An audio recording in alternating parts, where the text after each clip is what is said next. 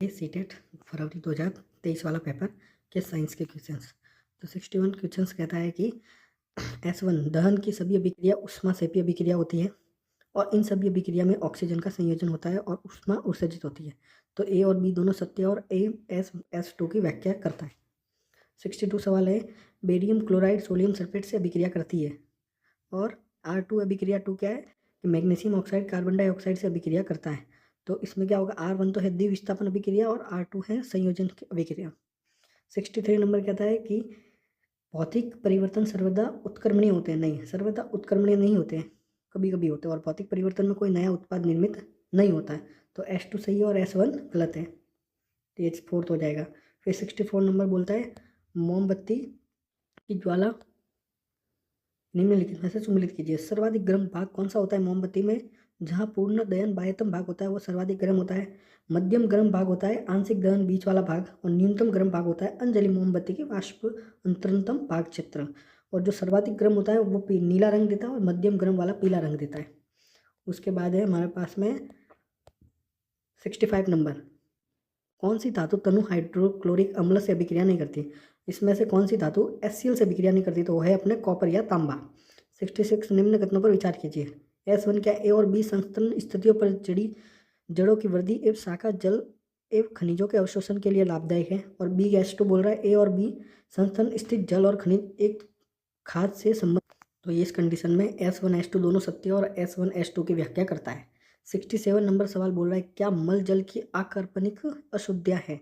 तो इसमें से फॉस्फेट और पीड़कनाशी ये दोनों मल जल की अकार्बनिक अशुद्धियाँ है। 68 नंबर सवाल कहता है पौधों में लैंगिक जनन के विषय में सत्य है। तो लैंगिक जनन के विषय में जो सत्य सबक है, निषेचन के केवल परागकण के पश्चात ही हो सकता है। जो निषेचन है वो केवल परागकण के पश्चात होगा और पौधे बीजों से प्राप्त किए जा सकते हैं। जो पौधे हैं वो बीजों से प्राप्त किए जा सकते हैं, मतलब सी और डी हमारा हो जाएगा 4 नंबर। 69 सवाल कह रहा है कि निम्नलिखित में से श्वसन अंग के आधार पर किसी एक को अलग कीजिए। तो घोंघा अलग हो जाएगा चींटी, कॉकरोच और टीडा। तो घोंघा जल में तो क्लोम द्वारा श्वास लेता है और वायु में ट्रिंडिया पाई जाती है इसमें। फिर अपना नेक्स्ट नंबर है 69 के बाद में नेक्स्ट नंबर सवाल कौन सा? 70।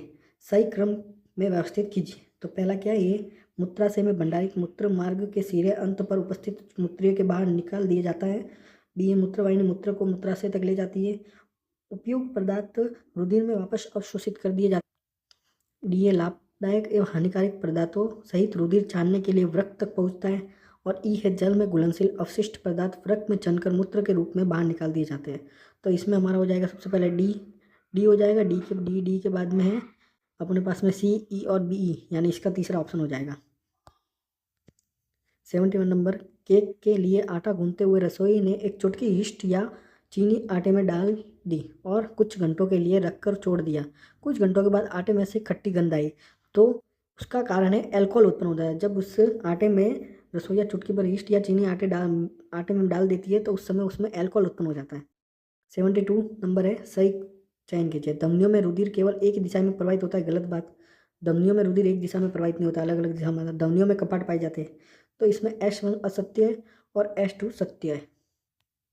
73 नंबर सवाल बोल रहा है ए और बी पर विचार कीजिए। रसोई के छत के निकट दीवार पर निर्वातक पंखा लगाया हुआ होता है। सही बात है। निर्वातक पंखा रसोई की खिड़की के साथ लगा हुआ है। रसोई से ऊष्मा को निकालने में दोनों परिस्थितियों में कौन सा अधिक प्रभावी होगा?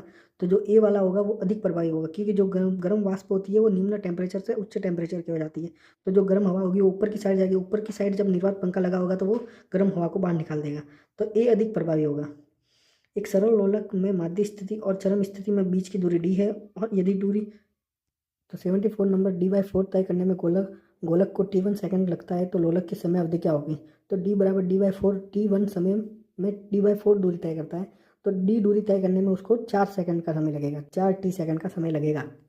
फिर अपना नेक्स्ट सवाल है 75 नंबर, ए और बी दिए गए आंकड़ों में दूरी आलेख खींचकर बताइए। तो इसका आलेख होगा एक सीधी रेखा, क्योंकि 0 से 0, 10 से 1 एक समान रेखा बनेगी, सीधी रेखा। और इसमें भी एक समान रेखा बनेगी दोनों में। तो ये दोनों बराबर हो गए, ढलान बराबर व सम हो गए। इसका उत्तर हो जाएगा तीसरा। फिर है 76 नंबर, उत्तल लेंस द्वारा निर्मित प्रतिबिंब के अमाप को क्या होगा यदि बिंब को वक्रता केंद्र से परे रखा जाए और लेंस की मोटाई घटा दी जाए? अगर लेंस की मोटाई घटा दी जाए तो इसमें प्रतिबिंब का अमाप भी घट जाएगा। जो प्रतिबिंब द्वारा जो बीम बनेगा उसकी भी जो क्षमता है वो घट जाएगी, आकार घट जाएगा। 77 नंबर कह रहा है ध्वनि प्रकाश के संदर्भ में निम्नलिखित कथनों पर विचार कीजिए। तो ध्वनि उत्पन्न करने के लिए कंपन आवश्यक होता है, सही बात है, क्योंकि अनुदैर्ध्य ध्वनि अनुदैर्ध्य तरंग होती है। और बी बोल रहा है प्रकाश से ध्वनि धीमे होती है, ये बात गलत है। प्रकाश तेज होता है, प्रकाश से ध्वनि धीमे चलती है, सही बात है। प्रकाश से ध्वनि धीमे चलती है क्योंकि प्रकाश बहुत स्पीड से चलता है। और सी कह रहा है प्रकाश और ध्वनि दोनों के संचरण में एक माध्यम। सी नंबर क्या बोला, प्रकाश और ध्वनि दोनों को संचरण के लिए एक माध्यम की आवश्यकता होती है, ये बात गलत है। प्रकाश निर्वात में भी गति कर सकता है जबकि ध्वनि को आवश्यकता होती है माध्यम की। तो सी नंबर अपना गलत हो जाएगा, ये भी सही हो जाएगा। 78 नंबर क्या बोल रहा है, सीमेंट फर्श है, M1 और M2 द्रव्यमान के दो लोहे के टुकड़े रखे, यदि M2 से M1 बड़ा है तो M2 से M1 बड़ा है तो M1 पर घर्षण अधिक लगेगा M2 से। तो M1 पर क्या, पहला ऑप्शन M2 से M1 पर घर्षण अधिक लगेगा, पहला ऑप्शन सही हो जाएगा।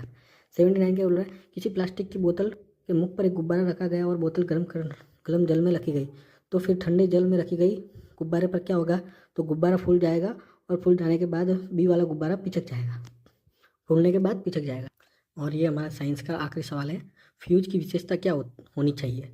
तो एक फ्यूज हमेशा पतला तार होना चाहिए, उसकी प्रतिरोध क्षमता उच्च होनी चाहिए और उसका गलनांक कम होना चाहिए। तो ये हमारे साइंस के फरवरी में आए हुए 20 सवाल हो गए। नेक्स्ट में हम पढ़ेंगे उससे पहले वाला। अच्छा लगा हो तो सब्सक्राइब कर दीजिए। धन्यवाद।